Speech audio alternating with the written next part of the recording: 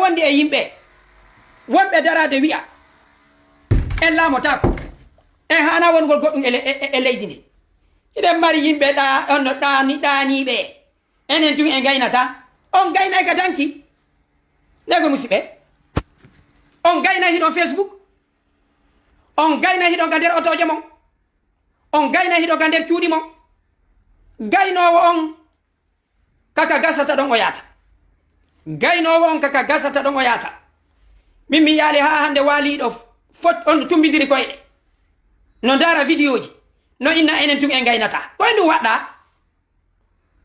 ko honɗum waɗɗa musidɓe hiɗen e leydi hande en suusata wongol hoore men ko fattinagol e yiltugol paɗe e wowlugol haalaji ko ɗumannaki musidɓe hiɗe yurmi awa komi yettoto yimɓe ɓen hande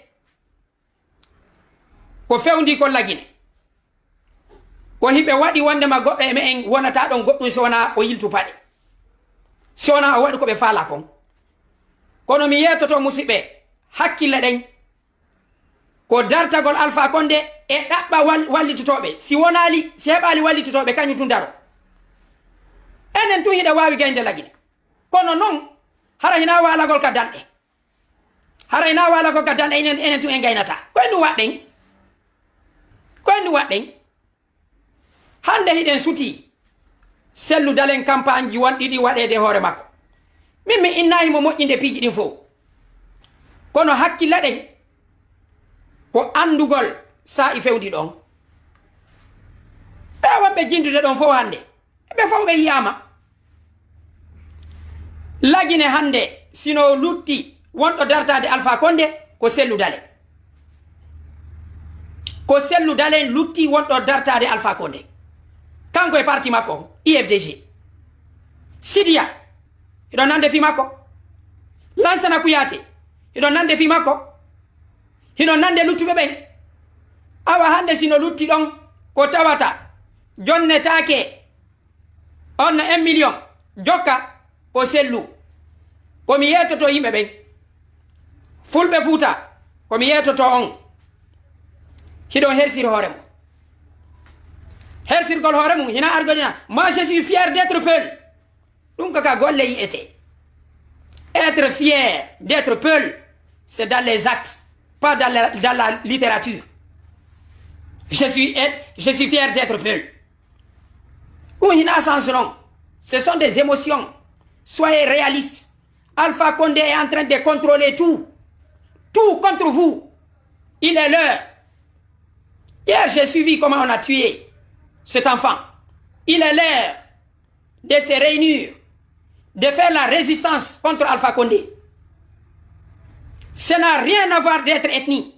Alpha Condé cible des jeunes Peuls, des collégiens, des lycéens, des diplômés. Ça veut dire que on veut anéantir votre avenir. Il faut le combattre. Ne cherchez pas à être avec un autre Guinéen. Il est de notre devoir de faire la résistance. Alpha Condé, c'est un criminel. Il est entouragé des criminels. Peut-être vous avez suivi un ministre qui n'hésite pas à mentir à son peuple, Albert Damantan Camara, qui raconte des gobards, des mensonges que les manifestants ont été armés. S'il vous plaît, respectons notre dignité. Respectons notre intelligence commune. Mais il est notre devoir, il est impératif de combattre Alpha Condé. Aujourd'hui, le seul homme,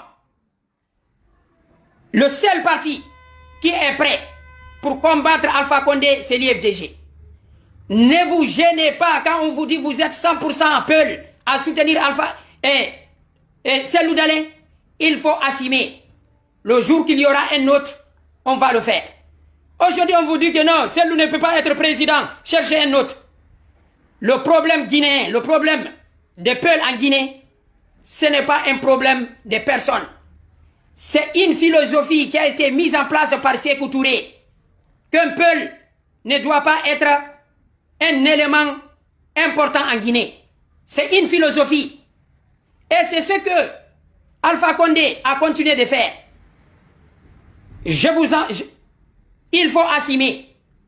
Tous ceux qui pensent qu'aujourd'hui on vous dit non, c'est parce que c'est lui le peuple, il est ethno. Quels sont les crimes commis par Cellou Dalein?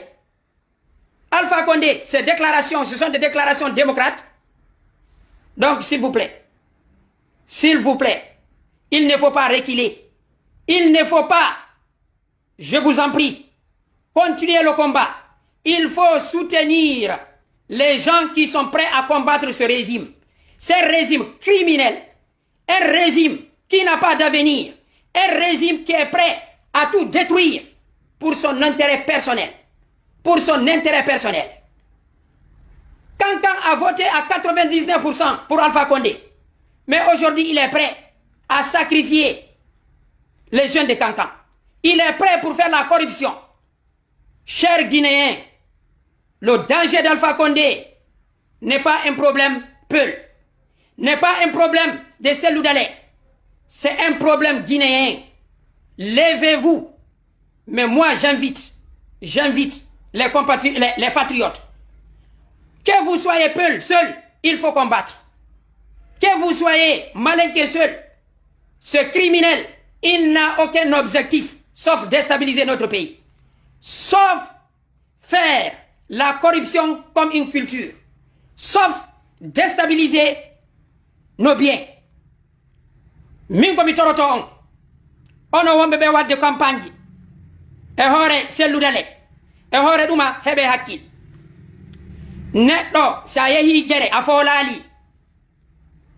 Wota a helu alaji maɗi. Wota yilti torɓawo. O sacrifice mo waɗɗen ɗo fof mahotako e ñande wotere. Cellou sino mari palje. Bani adama no mari palje. Si Cellou hino mari problème. Wota en acci dumo e ayɓe makko ɓen. Wota en acci dumo e yimɓe ɓe kombatuɗen hanki. O wona sago maɓɓe. Si Cellou hande hayfinama. Si Cellou hande hayfinama. En joɗike en fanki ko fellite goɗɗo e men teddata. Goɗɗo e maɓɓe si hewtiga o hewti ɗon. Ko ni o warrete. Bawuri hari ñande goo ɓe falaka mo ka. Hande ɗo nande ɓe wola fi makko. Hari ñande goo ɓe falaka mo ka. Iɗo nande ɓe wola fi Basman. Iɗo nande ɓe wola fi Muktar hande. Muktar hari ko gaño. Kono hande Muktar ko giɗo. Hiɗo nande ɓe wola fi Badiko. Hiɗo nande hiɓe wola fi Saliou Bela. Lagine ko kala mo ɓe suti gaynayi. Ɓe daroɓe inna on changé oɗo hina oɗo men fala. Siko an siko min siko ɓiɗɗo ma siko tanirawo ma kaka Cellou fewdiɗo ko on philosophie woni lagine. Mi tori jama on. Miɗo tori jama on. Ɓeyde tambitagol alaji Cellou Dalein. Nini sino wodi wonɗo résistude ko kanko.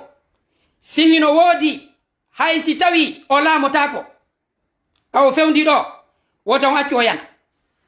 Si o yani immagol mo ngol mette fi. Immagol mo ngol ko mette fi. Miɗo andi sattende no wodi. Hande Cellou ka parti makko no wodi jam fotoɓe. Laamu ngun hino waɗi piiji ɗin fof fi lorrugol. Communauté international ɗen andi ko no fewdori. Hiɗen andi FNDC koye ɗum woni nder ton. Musidɓe si on ɗayitiɗo ha on liɓi Cellou e o sa'i fewdiɗo ɗo on neɓa e mahuwol. Min no wodi ko mi waɗa ko critique mi waɗata. No wodi piiji ɗi hawranala. Kono tertagol Cellou no fewdori ɗo ni ko falje. Ko faljere. Tertagol parti on o yanirani ko faljere. Si tawi non enen en jangaɗe palje ɓawoje ɗen ñande o ñande en luttayi moƴƴingol hoore. Hina ñande muluku moɗa toni wojjata. Golle ɗen yimɓe ɓen no warede. Cellou tawi yimɓe no warede.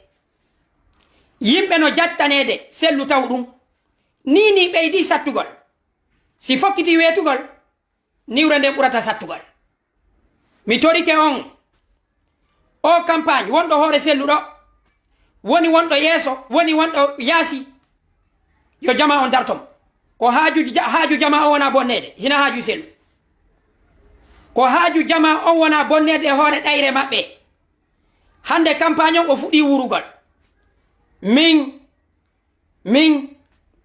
ɗoye en mahu mi torike on tambite sellu tambite parti makko tambite kala dartotoɗo lagine wota o yiltir ɓaawo yeru buuɗi wonkiji yanuɗi ɗin yeru jawle waɗaɗe ɗen wota jama on jaɓo hande kadi yiltitago ka cuuɗi waalo ɓenna kadi koyeɓe sincu parti ɗo yo goɗɗo daro ha o gayna mame yi en hande kadi ɗe wawi yarde ɗo liɓugol sellu ko faljere historique mi torike o hande noon campagne on hino waɗede nokkel ɗiɗin fof hay fulɓe goo fuɗɗama hettede wonɗa ka Muktaru wonɗa ka Ba Ousmane wonɗa honto goo Ba Ousmane janggo so hewti ka sellu fewndi ɗo ɓe innaɓe faala kam Muktar ɓe innaɓe faala kam hay kamɓe hakkude maɓɓe ton ɗon suti ko won kon feƴƴude RPG awa hakkille ɗen musidɓe tedduɓe ko tambitagol ko woodi kon hina yennugol ko woodi kon hina yiltorgol ɓaawo en ari ha en waɗi tinde e tasande yo IFDG heɓɓito hoore maɓɓe yo ɓe dartuno ɓonnen warude mi torike Alhaji Sellu Daley yoɓe ɓeydu ƴettugol yimɓe fewjodeteɓe yoɓe ɓeydu darirgol ɓaawo yoɓe jaɓu palje maɓɓe ɗen yo jama on wawa andude ko bani adama kono mi torike on wota on accu Sellu Daley yananini ɗum ɗo min mi yetike on ɗum faljere nden ko o campagne fokkituɗo ɗo hina kamɓe tun wonima wadde fof hino wadde campagne o hino jeeya e mum siɓɓe men tigiri ko haaju jama o wona bonnede na haaju sellu mi torike ɗum ɗon jama o mi torike jama on teddinen mo men on hande lagine ko kanko tun o mara goto yurminowo mo hina communauté international hina CEDEAO o hina hella nder hay wondaɓe ɓen ɓe aray ɓe entourage am jama o yalta wolanamo ko faala ko bani adama non kadi hay sihimo loyi ƴette dole mon ɗen sembino mo liɓugol mo ko ono yanata mi torike o haraye mi salmini on mi torike jama on laggine jangane piiji ɗin fonctionnaire ɓe no woodi hande korompaɓe hay imamuɓe wota on jentoɓe lagine ɓe jooɗiɓe ɗo hande ɓe haccaka neɗɗanke ɓe haccaka convention international ɓe haccaka teddingol saria ɓe accaka hay e hunde ɓe e ko ɓe arani ɗon ko re'ugol e wote wonu ɗayɓe wallitoɗen ko fewndi kon aray komi Alpha Amadou Ɓuuriya Diallo mi salmini on en e sahaji yaroji ɗin wassalamu aleykum wa rahmatullah